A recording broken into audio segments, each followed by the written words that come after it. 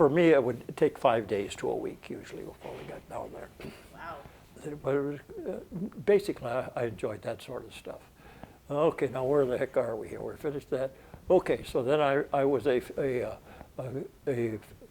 I'll say a fishing boat skipper for a number of years. I had a commercial license, but really didn't do too much commercial fishing. We got marlin and not sailfish down. Did we catch sails there? I can't remember. But marlin is the big fish down there in southern Mexico. I did marlin, grouper, and albacore up and down the coast, and I did that sort of stuff. And let's see, and also at the time, one of the fellows that I worked with, he had bucks, and he had an airplane too, and I could use his airplane, and he owned a Toyota dealership in San Diego area, and I would take his plane and use it sometimes for his work and sometimes just pleasure, taking some of his customers.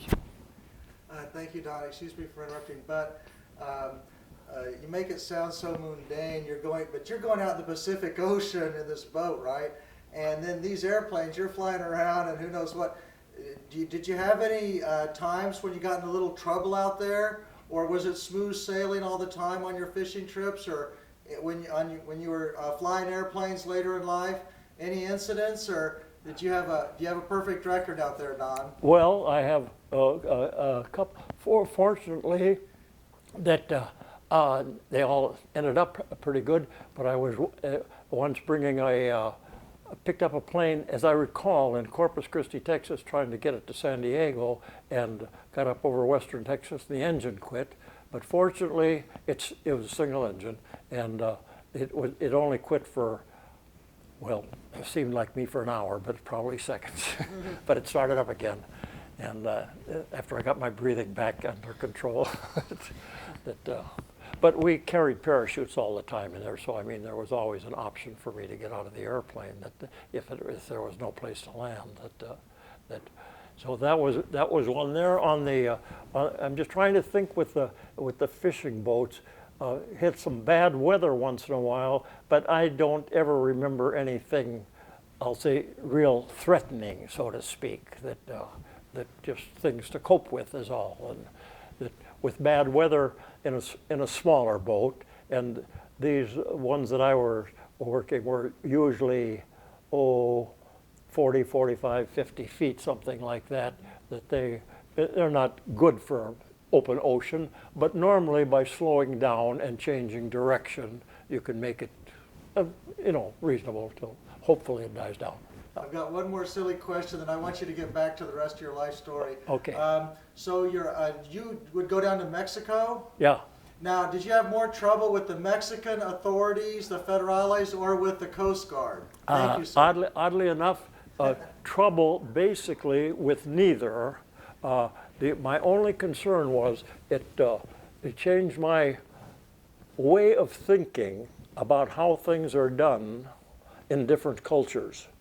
One thing, when I was in the Navy, I don't remember that we were lectured very specific on the point, but the idea is you do not accept tips. That you are here, you're assigned a job, you're getting your pay for it, and you do not accept tips. Okay, so one of the things when I started in that business, it seems the tipping is the norm. And that took me a long time to grasp that, and what this is relating to, you're asking about the Coast Guard versus Mexican officials, so to speak, that with the Mexican culture, part of their, I'm going to use the term culture, I don't really know what the proper way is that is normal for them, that is part of the, quote, benefits that are built into their job and salary. And now when you're talking about people that are dealing with tourists and tipping, those boys know how to do it. And This was extremely difficult for me to grasp, and finally somebody sat me down and said, Don, for Christ's sake, quit fighting it. This is the way things are down here.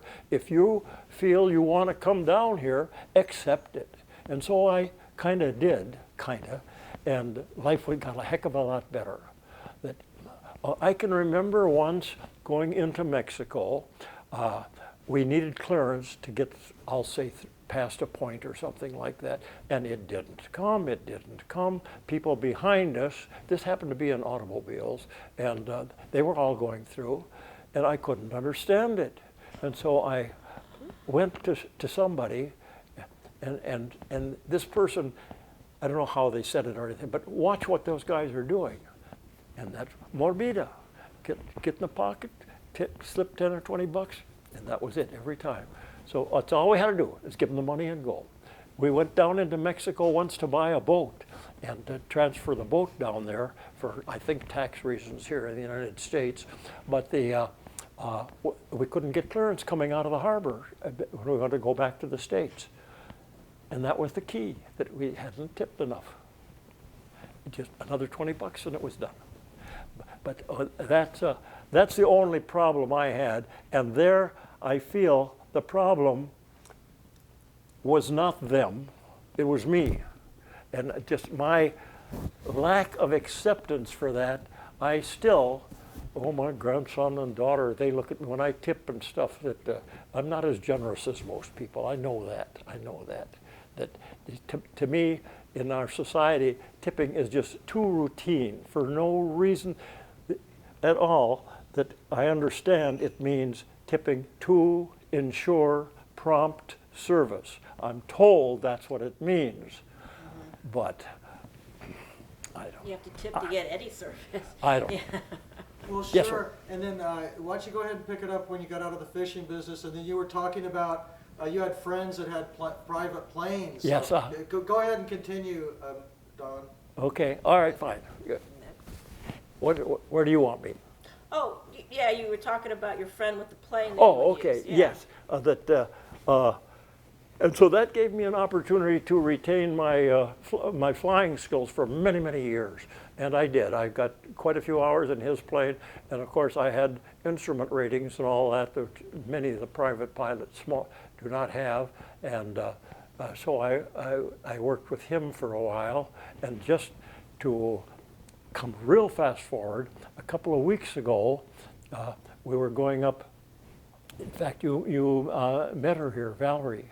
That we were going up to, the Sacramento River area looking for ducks. It was a rainy day. The highway was closed. We got off on another little small road. It came across the glider port up at, come on, Donald. Anyway, on the highway over here a little bit. We stopped at that glider port. I met a gal that runs a thing there, and we started talking about gliders. And I came back home and looked up in my logbook and saw the type of glider that I was flying back in 1964. I contacted her again, and now I've got an invitation, I hope, a couple of weeks to go up and fly in a glider again. So, Wow. and one of my, here again, I'm in the dreaming stage. One of my, I'm searching for the term that the things you want to do before you die. Your bucket list? What? Your bucket list? Bucket list, yes. One of the items on my bucket list. I've attained a couple of them, but one of them is I want to fly an airplane again, and I want to do the takeoff and landing. Now, I will not do it I will have a licensed instructor with me because I'm not that confident in my ability anymore. But anyway, I told her with that glider too that I'm going to go up and fly in a glider. I had a chance to ride in one of those open cockpit N2Ss I showed you that I went through flight training a few years ago. A man in the area here, he had one, and he took me up in that, and he let me fly it in the air, but I didn't land it and stuff. Right. So that's Yeah. that's okay. Where are we at again? Oh, were you done talking about the airplanes your friend had? What's that? Yeah, I guess you were talking about the airplanes that Yes. that your friend had, and you were able to Oh, yes. extend your. Okay, so like I say, that allowed me to retain flight skills for quite a bit. And I think it's kind of like flying, like riding a bicycle. I feel that, in fact, if somebody put me in one of the big jets and I had someone I could talk to about where the controls are, I figure I could Pick it land that thing no strain. Yeah. Okay. So what did you do after that then? So we're in the mid 70s now. Yeah, mid-70s, yeah, and then after that episode ended, at that time, my daughter and her family, they were up in this area. The one boy is, I'm going to say first grade, the other one's 5 years older, and they're here. But they were living up in the San Francisco area, Oakland, Alameda, and I was in San Diego, and frankly, I wanted to be where the boys, where I could see my grandchildren a little oftener and be with them for part of their day-to-day experiences. And so the wife and I, we decided we would shift and move up here. And so that's what we did. Like I say, we were living at a very nice area at the Coronado Shores, they call it, that big apartment complex on the bay, condominiums. They were all a bunch of condos privately owned, and we were down there. So it was.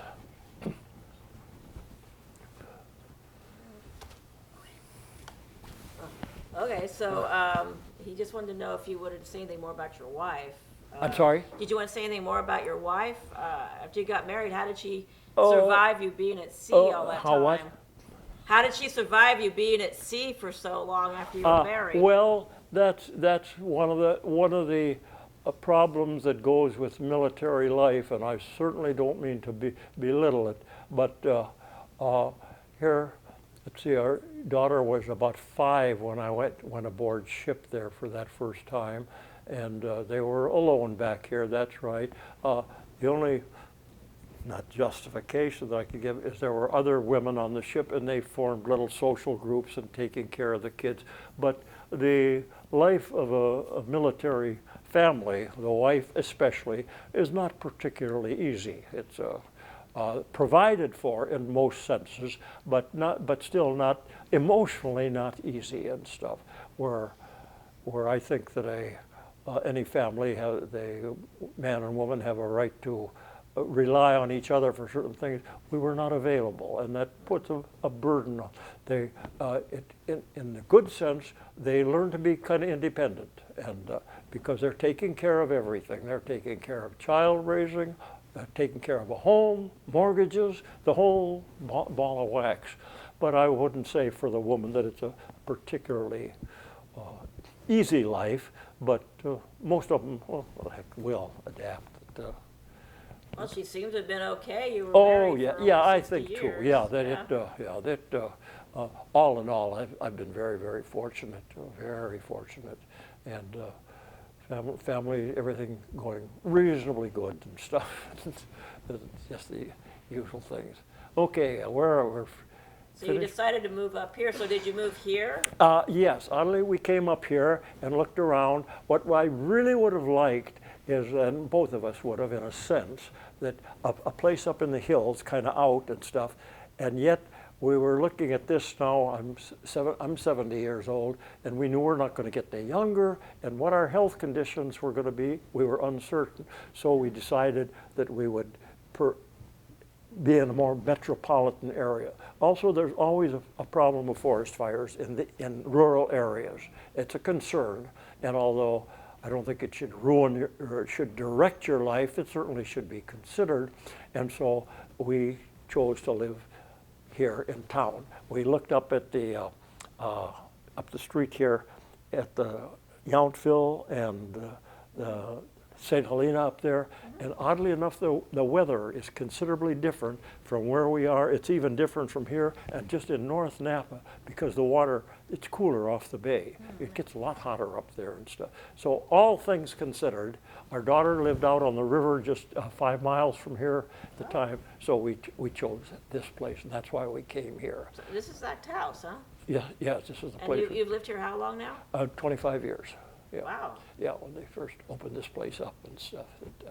So it has worked out too. Right now, I have different values with just basically me alone. I'd go up in the woods if there's a fire, so there's a fire. If I get a heart attack up there and they can't get to me,